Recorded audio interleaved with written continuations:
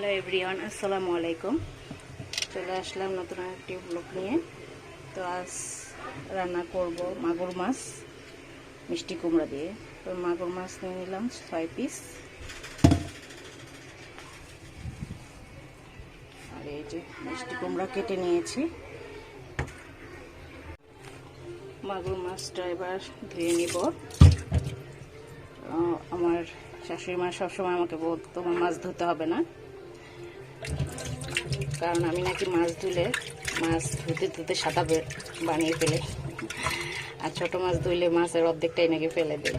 এই জন্য আসলে মাছ ভালো করে না ধুলে একটু আমার কাছে মনে হয় যে গন্ধ আসে, এই কারণে মাছটা একটু বেশি আমি ধুই।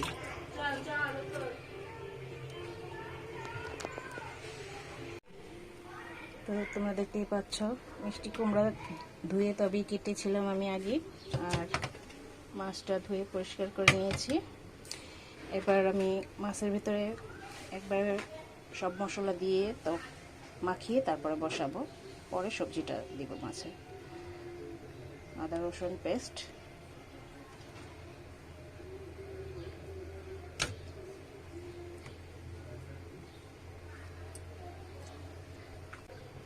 হলুদ গুঁড়া, লবণ,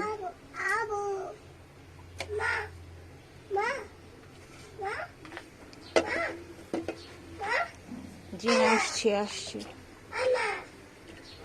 আসে মেয়ের জন্য দুধ গরম করে নিয়েছি, বলছিল দুধ খাবে কিন্তু আর খাইনি।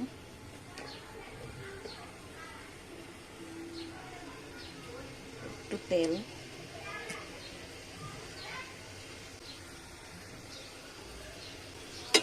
নেড়ে চেড়ে এখন দিব না, কারণ বাচ্চারা খাবে তো। কাঁচামরিচ দিয়ে দেবো পরে সেটা। তো কাঁচামরিচ ইউজ করলে তরকারি রঙটা তো ভালো আসে না, তারপরও বাচ্চাদের সুবিধার জন্য কাঁচামরিচটাই ইউজ করব। আর পেঁয়াজটা কুচি করে দিব, পেঁয়াজ কুচি দিয়ে এখনও পেঁয়াজটা কুচি করে দিব।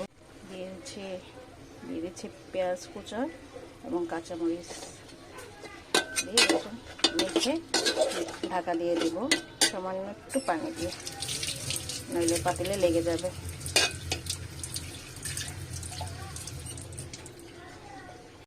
এবার ঢাকনাটা তুলে একটু নেড়ে দিব।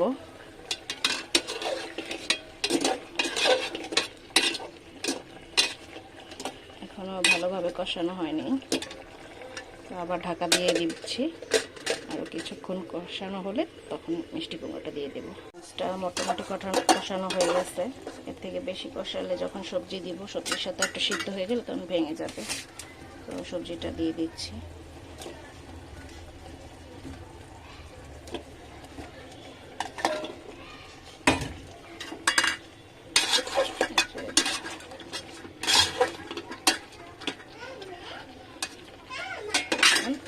আবার ঢাকা দিয়ে দেব।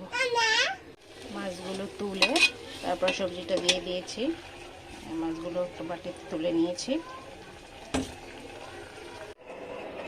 তো সবজিটা হতে হতে আমার মেয়েটাকে একটু দুধ খায়নি, সকাল থেকে একবারও দুধ খায়নি। এখন 1:30 বেজে গেছে, একটু দুধ খাওয়াইনি, তাহলে আবার সব কাজ ঠিকভাবে করতে পারবো আর বিরক্ত করবে না। তরকারিটা একটু নেড়ে দিচ্ছি।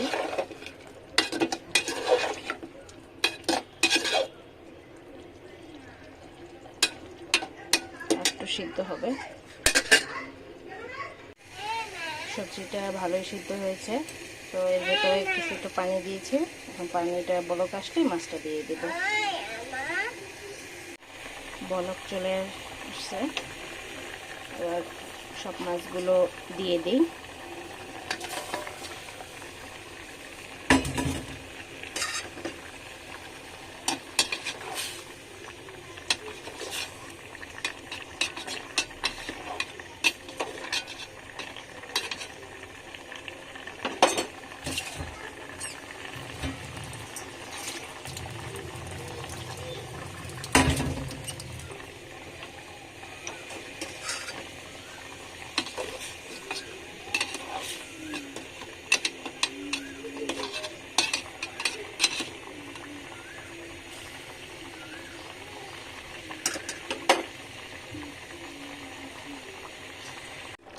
দেখো মাগুর মাছ দিয়ে মিষ্টি কুমড়া রান্না হয়ে গেছে। একটু বেশি ঝোল রাখবো, কারণ মিষ্টি কুমড়া পরে ঝোলটাকে খেয়ে ফেলবে, তখন অনেক ঘন হয়ে যাবে।